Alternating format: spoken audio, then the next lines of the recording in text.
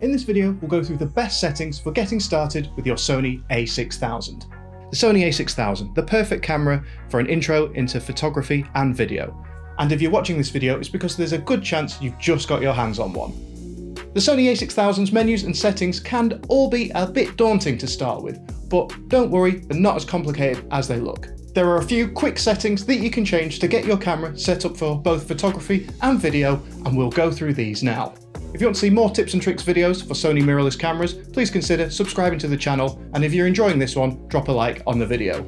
So, my first tip mainly applies if you've bought your Sony a6000 second-hand, and to be honest, second-hand is the best prices that you'll get for the a6000 at the moment because it's an older camera and there's plenty of them on the second-hand market. But either way, it's a useful thing to know how to do, and that is how to perform a factory reset. Second-hand cameras might have the previous owner's settings on there, or if you've just got your camera new out of the box and you've messed around with some settings and you just want to get everything back to how it started, a factory reset is the best way of doing this.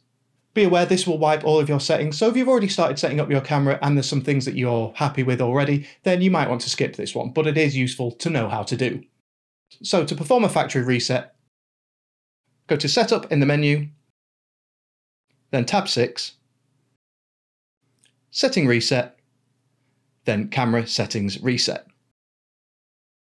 This will reset all your a6000 settings as if it was brand new. My second tip is another important setting if you're setting up your camera, especially if you've bought it second hand, and that is to update the firmware. The latest version of the firmware for the Sony a6000 is version 3.21. This will optimize the camera's performance for newer lenses that may not have come out when the camera was first released, and it also means that you've got access to the best video recording format, which is aps-c. And it's easy to check your firmware version. You just go to Setup in the menus, tab 6, and then Version. And if you're already on version 3.21, then you're all done. You don't need to download and install the firmware. But if you're not, it's definitely something worth doing. And luckily, it's a reasonably quick process. All you need to do is go to the Sony website where you can download the firmware. And I'll leave a link to this in the description. Then connect your camera to your computer using the USB cable that came with the camera.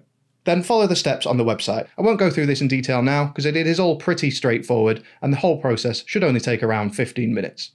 The file for the firmware is about 200 megabytes, but once it's all installed, you'll be all up to date with the latest version of the Sony a6000. My next tip is about video recording formats. There are 3 of these that you can use on the Sony a6000, and the best of these is the one mentioned in the previous tip, which is XAVCS. And so if you're on the latest version of the firmware, this is the video recording setting that you should use. However, there is one thing that might stop you using this format, and that is what type of memory card that you've got. If you've just bought your Sony a6000 and you've not got a memory card yet, and you're going to be using this camera for video, you need to make sure that you're getting an aps-c memory card. The aps-c memory cards are slightly more expensive than normal SD cards, but not enough to make a huge difference, and it does mean that you'll have that access to the better video recording format.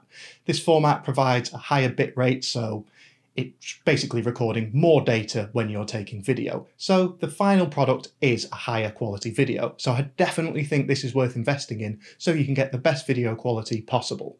Then the reason you need this slightly more expensive memory card is that it can transfer data quicker between the camera and the memory card, which means it can handle that higher bitrate format. I'll leave Amazon links to the right type of card in the description so you can pick one of those up if you need one. Once you have an aps-c memory card, then we can change your video recording format settings to the highest quality format, which is XAVCS. And you do this by going to Camera Settings, Tab 1, File Format, and selecting XAVCS from the list.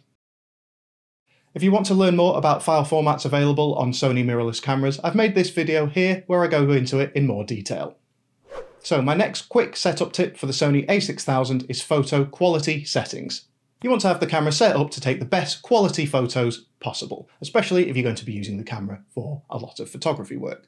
Now, having the highest quality format settings for photos does mean that you'll be using up a bit more space on your memory card, so it's probably worth getting a higher capacity memory card, but it's something worth doing if you're going to be taking a lot of photos because you want them the highest quality as possible.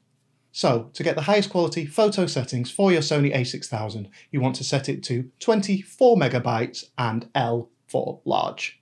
This will give you the highest possible quality images on a Sony a6000, which retains as much picture information as possible. And you change this setting by going to Camera Settings in the main menu, Tab 1, and Image Size. Select 24 megapixels large. Another setting that I would change to improve the quality of your photos is the quality settings. I would change to JPEG plus RAW. This will save 2 copies of each image that you take, one in the JPEG setting and one in the RAW setting. RAW images are much larger than JPEG images and retain a lot more picture information. So you might think, why not just use RAW? Well, it is an option, but I like to use both because JPEGs are, as I said, much smaller, so they're much quicker to transfer to your phone, for example, and the image quality is still very good, so it's easily good enough for web use such as Instagram, stuff like that.